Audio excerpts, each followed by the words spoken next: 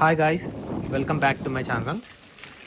So ఇది August 31 రోజు నేను సైక్లింగ్ చేసిన వీడియోకి కంటిన్యూషన్ అనమాట.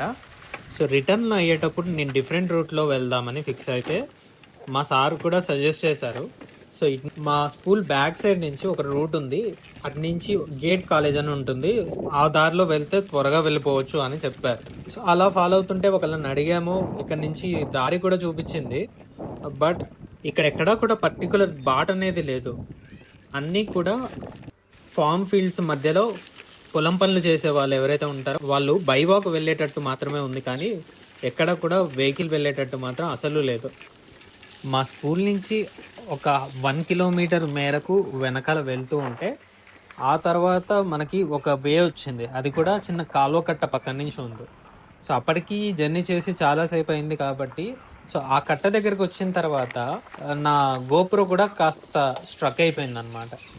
ఆ కాలువ కట్ట వరకు వెళ్ళే దారి అంతా కూడా ఇలానే ఉంది, మొత్తం పంట పొలాలే ఉన్నాయి. అండ్ అక్కడ దూరంగా కనపడుతుంది కదా, అదేమో తోట, సంథింగ్ మామిడి తోట అలాంటివి అక్కడ చూసాము. మనం స్కూల్లో ఆగి బయలుదేరాల్సి వచ్చింది కాబట్టి ఆ టైంలో టైం చూసుకుంటే 9 క్రాస్ అయింది. జనరల్గా 9-10 లోపు ఖచ్చితంగా మళ్ళీ నేను ఇంటికి రిటర్న్ అవుతాను.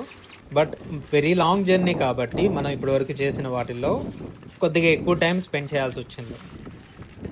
ఇందాక మనం చెప్పుకున్నాం కదా, ఒక కాలువ పక్కన ఉన్న రోడ్ తోటి నేను ఫాలో అయ్యానని.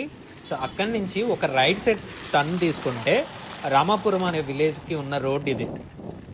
కంపేరిటివ్లీ మనం చిలుకూరు వచ్చిన రూట్తో చూస్తే ఈ రూట్ చాలా కంఫర్టబుల్గా ఉంది, రోడ్ బాగానే ఉంది. వన్స్ ఈ రామాపురం విలేజ్ ఎంటర్ అయ్యాక విలేజ్ కూడా పెద్దగానే అనిపించింది నాకు. సో విలేజ్ అన్నప్పుడు మట్టి రోడ్ ఎక్స్పెక్ట్ చేస్తాను, బట్ ఇక్కడ ప్రతి చిన్న చిన్న గల్లీల్లో కూడా సిమెంట్ రోడ్ తోటి నీట్గా ఉన్నాయి, హౌసెస్ కూడా బాగున్నాయి. ఈ రూట్లో కూడా నేను రావడం చాలా ఫస్ట్ టైం. సైకిల్ మీదనే కాదు, 2 వీలర్ మీద కూడా నేను ఎప్పుడు రాలేదు, ఫస్ట్ టైం చూస్తున్నాను ఈ రూట్ అంతా.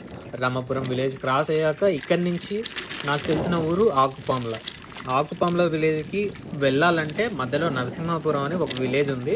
సో అది లొకేషన్ చూసుకుంటూ నేను నా పెడలింగ్ స్టార్ట్ చేశాను.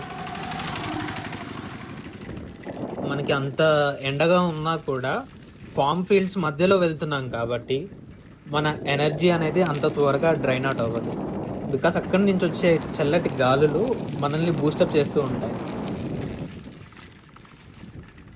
నరసింహాపురం విలేజ్ దగ్గరికి అయితే వచ్చేసాము. ఇప్పుడు ఎంట్రన్స్లోనే ఇక్కడ సీనియర్ ఎన్టీఆర్ విగ్రహం కనబడింది. సో ఇది మెయిన్ సెంటర్ అనుకుంటా ఈ నరసింహాపురం విలేజ్లో. ఇక్కడి నుంచి